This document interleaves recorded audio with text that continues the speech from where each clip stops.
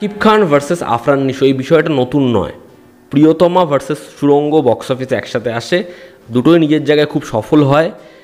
তারপর থেকে সমস্যাটা এমন জায়গায় পৌঁছে যায় যে ফ্যান্সরা সেটাকে ক্যারি ফরওয়ার্ড করে, একসাথে ছবি আসুক বা দুজনের ফ্যান্সদের মধ্যে এই বিষয়পত্র নিয়ে আলোচনা, মার কাট সিচুয়েশন এটা চলতেই থেকেছে।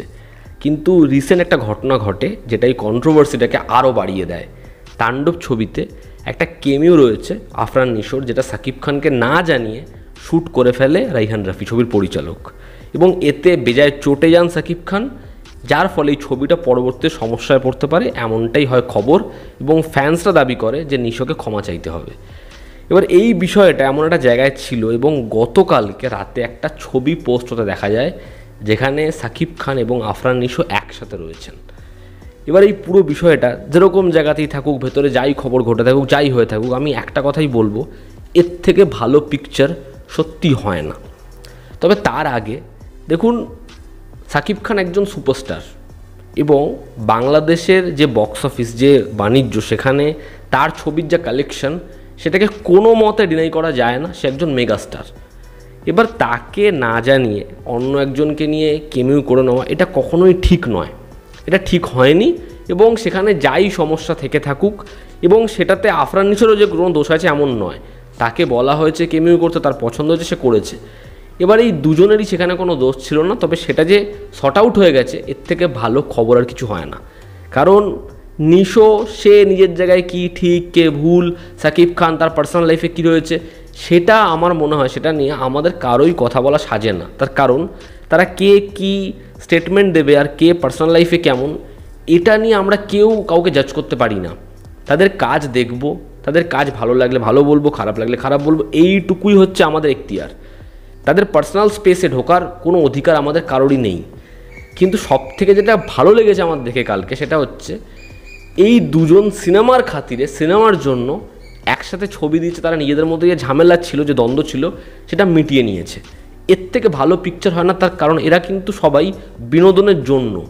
তো আজকে ইউনিভার্সের সময় যখন আমরা তামিল, তেলেগু, হিন্দিতে এরকম ছবি দেখছি যেখানে বড় বড় স্টাররা একে অপরের ছবিতে আসছে, কেমিউ করছে, ফিউচারে প্ল্যান হচ্ছে, তাকে না একটা ইন্ডিভিজুয়াল স্পিন অফ হওয়ার বা একটা ছবি হওয়ার, সেই সময় বাংলাদেশে যখন একটা শাকিব খানের ছবি রেকর্ড ব্রেকিং কালেকশন করছে, নতুন হিরো যে সিনেমা এসে Afran Nisho back to back blockbuster দিচ্ছে, তো এদেরকে একসাথে আনার যে প্ল্যানিং, এবং যেহেতু দুজনের এরকম ম্যাসিভ ফ্যান ফলোয়িং রয়েছে, এটা ব্যাপক আইডিয়া।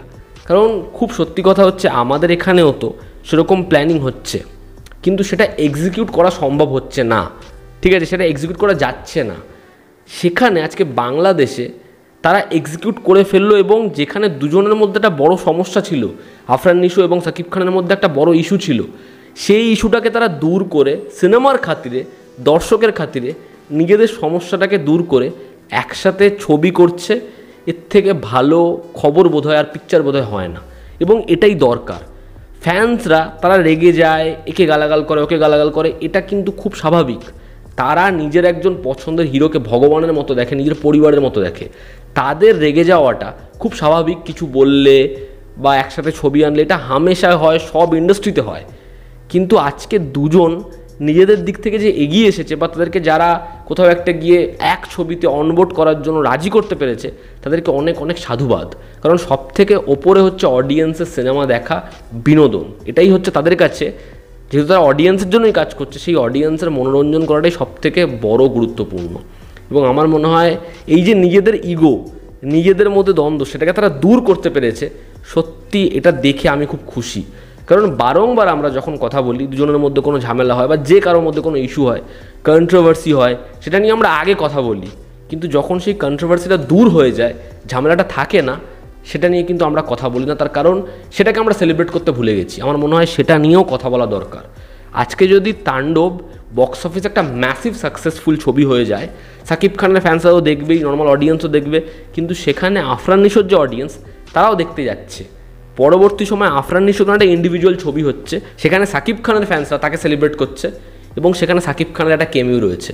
এর থেকে ভালো পিকচার কি হতে পারে? এবং এই যে এরকম একটা কন্ট্রোভার্সি, এরকম একটা কয়েকদিন ধরে কাদা ছড়াছড়ি, যেটা নিয়ে লোকে এত আলোচনা করলো, ফলে এমনি ছবিটা হাইপ আরও বেশি পেয়ে গেল, ছবিটা নিয়ে আরও বেশি আলোচনা হয়ে গেল। তাণ্ডব নিয়ে এমনি হাইপ চূড়ান্তে রয়েছে, তার মধ্যে এত ঝামেলা, এত ঝুট ঝামেলা, ছবিটা নিয়ে আলোচনা আরও বেড়ে গেছে। তো এই ছবিটা বক্স অফিসে রেকর্ড ব্রেকিং নাম্বার তো আনবেই, তবে যদিও সম্ভব নয় এটা, কেমিউটা ইন্ডিভিজুয়ালি শ্যুট হয়েছে, সেখানে জয়া আহসানের সাথে সিন রয়েছে নিশোর, কিন্তু যখন পর্দায় আফরান নিশো এবং সাকিব খানকে একসাথে দেখা যাবে, সেটা যদি কয়েক সেকেন্ডের জন্য হয়, ফ্যান্সরা না পাগল হয়ে যাবে। যখন চঞ্চল চৌধুরী এবং সাকিব খান একসাথে এসেছে, সেটাই লোকে এই লেভেলে সেলিব্রেট করেছে। আমি ছবি ভালো খারাপ কেমন লেগেছে সেগুলো না অনেক পরে, সেগুলো অনেক দূরের বিষয়। যেটা ইম্পর্টেন্ট সেটা হচ্ছে দুজনকে, এদেরকে দেখার জন্য লোকের কতটা অ্যান্টিসিপেশন, লোকে সেটার জন্য কতটা এক্সাইটেড, সেটা নিয়ে কথা বলছি। তো আমি চাই সেটাও ফিউচারে হোক, এক ছবিতে একজন হিরো একজন ভিলেন হোক, বিক্রম ভেদা বা যেরকম ধরনের ছবি হয়ে থাকে 2 হিরো ফিল্ম, ওরকম কোনো কিছু করা হোক, যাতে সেটা দেখে অডিয়েন্স খুব খুশি হয়। এবং আমাদের এখানেও সেরকম একটা ছবি হোক যেখানে বড় বড় সুপারস্টারদের আমরা আবার একসাথে দেখতে পারি। তার কারণ আজকে সব জায়গাতে যখন সেটা হচ্ছে, আমার মনে হয় সেটা সর্বস্তরে হওয়া উচিত এবং আমাদের টলিউডেও সেটা হওয়া উচিত। তো এর থেকে সত্যি ভালো পিকচার হয় না। আর আজকে যারা কমেন্ট বক্স এটা লিখছে যে এ ক্ষমা চেয়েছে, ও গেছে, এটা ভুল হয়েছে, এটা কেন করলো, আমি বলবো কি একটু জিনিসপত্রগুলোকে আমরা স্বাভাবিক করি। আমরা এত রাগ এত ক্ষোভ এগুলো রেখে আলটিমেটলি কোথায় যাব? এটা ভুল হয়েছে, এটা ঠিক হয়েছে, যখন তাদের মধ্যে সমস্যা নেই, তারা একসাথে কাজ করার দাবি করছে, আমরাও নিজেদের মনের ভেতর যত দ্বন্দ্বগুলো আছে এগুলোকে একটু সরিয়ে রাখি, ঠিক আছে? একটু এটাকে এনজয় করি যে এটা আগামী দিনে আরও বড় স্কেলে হোক, চঞ্চল চৌধুরী আসুক, মোশাররফ করিম আসুক, একটা ছবিতে একটা হিউজ কাস্ট দেখা যাক, একটা ইউনিভার্সের প্ল্যান হোক, পরপর হোক, সেটার থেকে ভালো পিকচার হয় না। তো এই ছিল আমার অপিনিয়ন এই বিষয়টা নিয়ে। আমি এটাকে এরকমভাবেই দেখছি। আপনারা যারা এই বিষয়টাকে দেখেছেন, সাকিব খান নিশোর একসাথে ছবি দেখেছেন, আপনাদের এতে কী অপিনিয়ন জানাবেন। জনতা আমাদের পাশে আছে। আবার দেখা হচ্ছে, টেক কেয়ার।